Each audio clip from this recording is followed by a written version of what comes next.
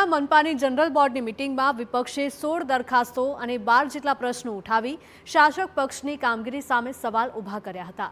છેલ્લા ઘણા સમયથી રસ્તા, કચરા તેમજ રખડતા ઢોરથી પ્રજા પરેશાન હોવાના મુદ્દા વિપક્ષે ઉઠાવ્યા હતા। વિપક્ષે દામોદર કુંડના ગટરના પાણીને ડાયવર્ટ કરવાની માંગ કરી હતી।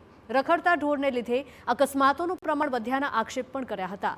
તો રહેણાંક અને કોલેજ વિસ્તારમાં ડમ્પિંગ સ્ટેશનના લીધે લોકોના સ્વાસ્થ્ય પર વિપરીત અસર થઈ રહી હોવાના પણ આક્ષેપ કર્યા હતા। કરોડો રૂપિયાની ગ્રાન્ટ મળતી હોવા છતાં કેમ પ્રજા મૂળભૂત સુવિધાઓથી વંચિત છે તેવા પ્રશ્નો સામે શાસક પક્ષે તમામ મુદ્દે કામગીરી ચાલુ હોવાના દાવા કર્યા હતા।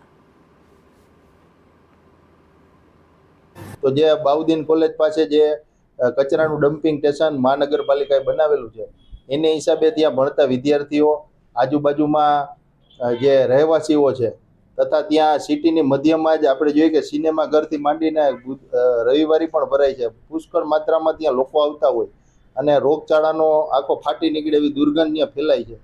આ ડમ્પિંગ સ્ટેશનને શહેરની બહાર ખસેડવા માટે અમે આજે દરખાસ્ત મૂકી હતી। જે કચરો એકઠો કરવામાં આવે છે તે સવારે 9 થી સાંજે 6 વાગ્યા દરમિયાન હાજીયાણીબાગ ખાતેના ડમ્પિંગ સ્ટેશને ઠલવાય છે અને 6 વાગ્યા પહેલાં આ તમામ કચરો આપણે યુવનગર ખાતેની ડમ્પિંગ સાઇટમાં ઠલવીએ છીએ।